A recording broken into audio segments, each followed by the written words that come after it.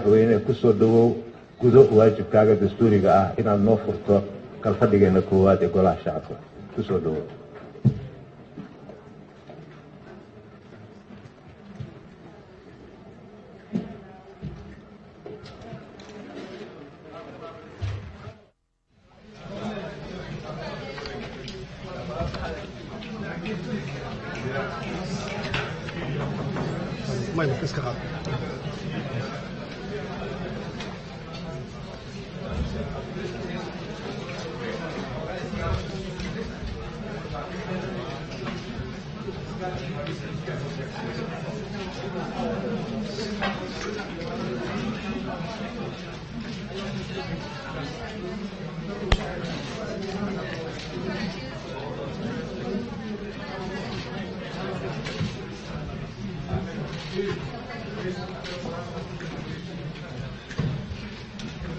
بسم الله الرحمن الرحيم.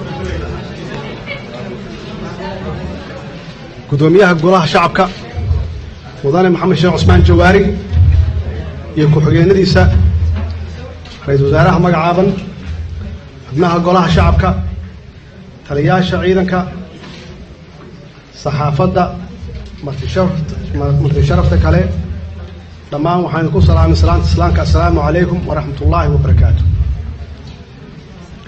mudanayaal iyo marwooyin marka hore waxaan xildhibaanada labada gole uga mahadcelinayaa doorashadii aad doorateen inaan noqdo madaxweynaha jamhuuriyadda federaalka ee Soomaaliyeed 4 sano soo socda.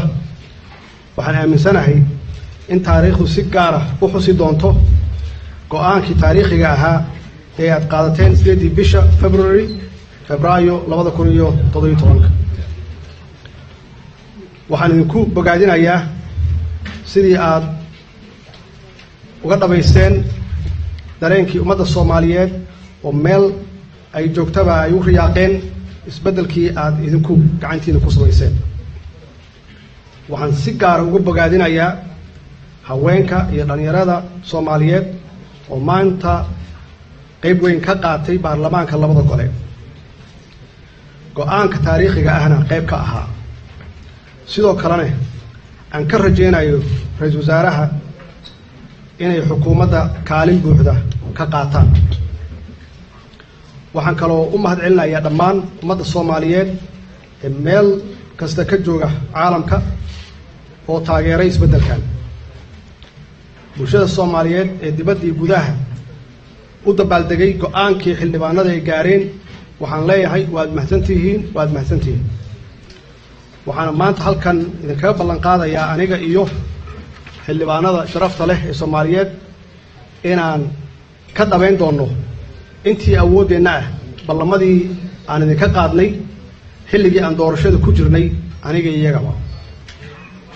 anagoo ku hadlaya magacayga iyo magaca xildhibaanada sharafta leh waxaan bulshada Soomaaliyeed u sheegayaa in ammaanadii aad noo dhiibateen aanu idiin ilaalin doono hadduu Ilaahay yiraahdo. waxaana Ilaahay ka baryeennaa inuu nagu garab galo oo noo fududeeyo. aamiin. mudanayaal iyo marwooyin sidaad wada dareensan tihiin bulshada Soomaaliyeed waxay inaga filaysaa wax weyn.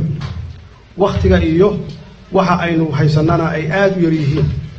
inaan ka miro dhalana waxa aynu doonayno inay dhaqan galaan.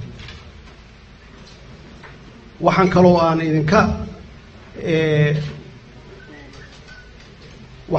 idinka qarsooneyn in dalka iyo dadku maanta xaalad adag ay ku jiraan oo aan marayno. waxaa jira abaaro baahsan oo saameeyay dalka oo dhan dadka iyo dunyada. waxaa jira colaado iyo amni darro. waxaa jira kala qaybsanaan sababay noloshii iyo dhaqaalihii dalka. sidaa darteed si aynu u gudanno ammaanadii bulshada inoo dhiibatay waa inaynu ku dadaalnaa inaan hal saac inaga khasaarin. waa inaynu wax walba ka hormarinaa danta guud iyo dhismaha dawladda. aan u adeegayno bulshada aan ka jawaabayno dhibaatooyinka maanta dalka ka jira. mudanayaal iyo marwooyin barnaamijkayga nabad iyo nolol waxaa saldhig u ah la dagaalanka nabadiidka iyo musuqmaasuqa sidaan horeyba u sheegay labada cadow ee dowladnimadeena ragaadiyey waxaa koow ka ah kooxaha hubaysan ee al-shabaab ee habeen iyo maalinba xasuuqaya ummadda Soomaaliyeed ee muslimiinta ah iyagoo aanan kala saarin rag iyo dumar caruur iyo ciroole culimo iyo caamo waxaa laba ka ah musuqmaasuqa oo sidaad la wada socotaan adduunka nagu yaqaano haddaan Soomaali nahay dowladda ugu xun oo ugu musuqmaasuq badan adduunka musuqmaasuqu waa kan inaga hortaagan inaynu dhisanno dowlad aan bulshada ugu adeegno waa kan curyaamiyey dhaqaalaheenna iyo magaceenna iyo horumarkeenna mudanayaal iyo marwooyin waxaan idinka codsanayaa in xukuumadda iyo aniguba aad naga taageertaan sidii labada cadow aanu u ciribtiri lahayn waxaan aaminsanahay inay suuragal tahay inaan si dhab ah isaga kaashanno oo aan uga adkaanno cadowgaas labada ah waxaan ku qanacsanahay inaanu labadaas ka adkaan karno haddii aynu gacmaha isqabsanno oo meel uga soo wada jeesanno xukuumadda iyo baarlamaanka dowladda dhexe iyo dowlad goboleedyada iyo dhammaan bulshada Soomaaliyeed oo adduunka meel kasta ka jooga mudanayaal iyo marwooyin waxaa muhiim ah inaan xuso si aan casharo uga qaadano baarlamaankii 9aad ee hooyadu u ahaa baarlamaanka 10aad ee aan maanta nasiibku u yeeshay inaan furo sida waafaqsan qodobka 9aad ee dastuurka kumeel gaarka ah ee Jamhuuriyadda Federaalka Soomaaliyeed baarlamaanka 9aad wuxuu ku soo shaqeeyay duruufo aad iyo aad u adag haddii noqoto mid dhaqaale iyo mid amniba anigoo ka mid ah siyaasiyiinta sida dhow wala socda howlaha baarlamaanka 9aad waxaan qirayaa inuu waqti badan kaga lumay khilaafaad siyaasadeed oo joogto noqday oo hadday ugu yar tahay sanad ka cunay waqtigii shaqo ee baarlamaanka inkastoo aanay dalka iyo dadku wadani ugu jirin isqabqabsi siyaasadeed haddana waxaa mar labaad aan ku ammaanayaa hoggaanka baarlamaanka in ay dhammeeyeen iyada oo aanan shisheeye soo faragelin mudanayaal iyo marwooyin haddii aan u soo dego shaqooyinka uu qabtay baarlamaankii 9aad xagga dejinta shuruucda waxaan oran karaa wuxuu ansixiyey shuruucyo badan heshiisyo badan iyo dib u eegis uu ku sameeyey dastuurka kumeel gaarka ah waxaan la socdaa inuu dhammaystiray qoraalkii dib u eegista dastuurka oo uu soo saaray 3 xulasho ama options laakiin aanu waqti u helin in lala wadaago dadweynaha si ay uga doodaan fikirkooda ku darsadaan si uu u noqdo dastuur rasmi ah inkastoo loo idmiday baarlamaanka 9aad dhamaystirka dastuurka haddana duruufaha siyaasadeed ee waqtigaas uu ka cunay waqti badan waxay iyaguna u sii idmadeen baarlamaanka 10aad inuu intaas dhamaystiro wixii qabyada ahaa haddaba muddada xilhaynta baarlamaanka 10aad oo 4 sano ah waxaa hor yaalla howlaha soo socda oo aad iyo aad u culus kow waa dhamaystirka dib u eegista dastuurka dhamaystirka shuruucda federaalka ah matalaadda dadweynaha waxaa lafdhabarta dimuqraadiyadda ah sidaad awgeed waa inaan dardargelinno dhamaystirka matalaadda dadweynaha ilaa hadda waxaa la ansixiyey kaliya sharciga asxaabaha laakiin wixii shuruuc ahaa ee la xiriiray sharcigan weli lama taaban waxaa ka mid ah sharciga doorashada diiwaangelinta dadweynaha sharciga jinsiyadaha iyo wix la mid ah si aan uga guurno qaabka hadda aan ku dhisannahay oo aan u gaarno one man one vote ama qof iyo codkiis abuurista dhaqangelinta hay-adaha institutionska dhamaystirka shuruucda hortabinta leh ee dastuurka dalbanayo oo dhan 22 sharci sida ku cad jadwalka koowaad xarafka da iyo wixii kale oo shuruuc ah oo uu tilmaamay dastuurka kumeel gaarka ah tan ugu dambaysa dardargelinta hindisa sharciyeedka xukuumadda keeni doonta oo aad u far badan ee wasaaradaha kala duwan ee xukuumadda. mudanayaal iyo marwooyin, sida ugu sahlan ee loo dedejin karo howlahaas baaxadda leh waxa ay la tahay in la abuuro ajende xeer dejina oo ay heshiis ku yihiin xukuumadda iyo baarlamaanka. waxaan garan karaa in hawshaas aan soo sheegay ay u baahan yihiin dhaqaale xoog leh oo ku bixi doona khubaro, tababaro, dhagaysi dadweyne iyo wixii la mid ah. waxaan idiin ballan qaadayaa inaan wixii dhaqaale ah ee aan awoodno aan marnaba aan ka hagran si hawshaas ay u dhaqan gasho. waxa kale oo aan la socdaa duruufaha dhaqaale ee idin haya. waxaan idiin ballan qaadayaa in aan wax badan ka bedeli doono nolosha iyo nabadgelyada xubnaha baarlamaanka insha Allah hadduu Ilaahay yiraahdo.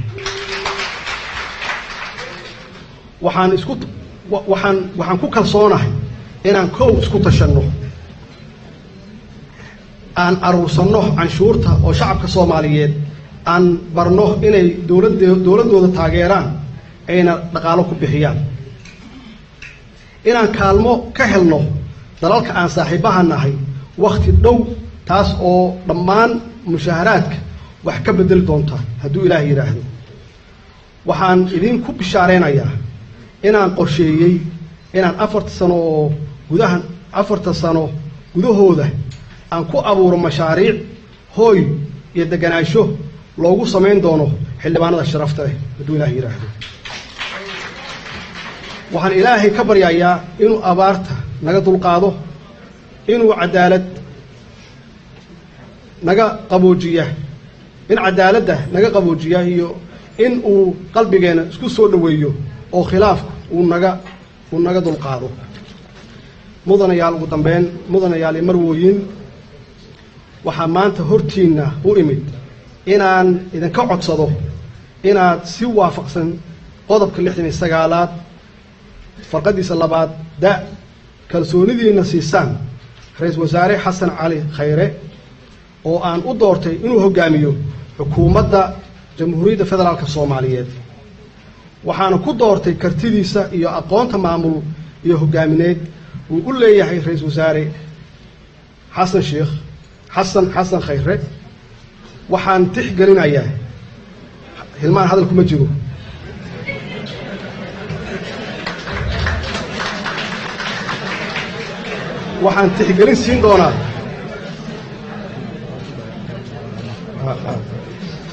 waxaan tixgelin siin doonaa khibradda uu leeyahay shaqada.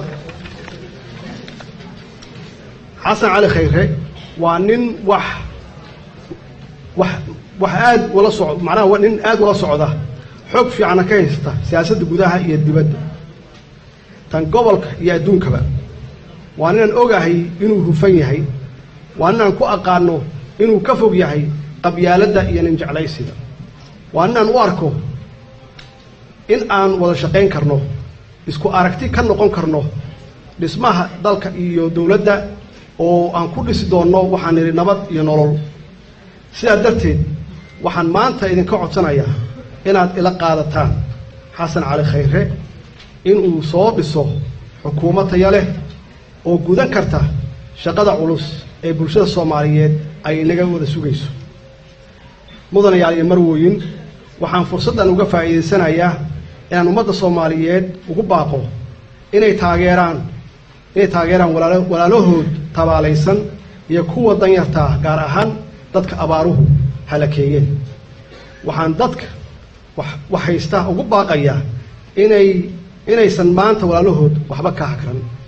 sidoo kale waxaan ganacsatada iyo dadka qurbo-joogga ah aan si weyn ugu baaqayaa inay iyaguna qayb culus ka qaataan inay abaarahan dadka walaalahood tabaalaysan ay gacan siiyaan. waxaan kaloo fursaddan uga faa'iideysanayaa in si degdeg ah loo joojiyo dhammaan dagaalada sokeeye ee dalka ka socda, gaar ahaan kuwa dhowaan ka soo cusboonaaday degmooyinka Cadalle iyo Marka. ugu dambeyntii waxaan Ilaahay kaga baryayaa inuu abaarta naga dulqaado, inuu colaadda naga joojiyo, naga qaboojiyo iyo inuu qalbigeenna isku soo dhoweeyo oo khilaafaadka inaga dulqaado sida u waafaqsan qodobka 9aad ee dastuurka kalfadhiga koowaad ee golaha shacabka Soomaaliyeed waa furan yahay wasalaamu calaykum waraxmatullaahi wabarakaatuh madaxweyne wuxuu iga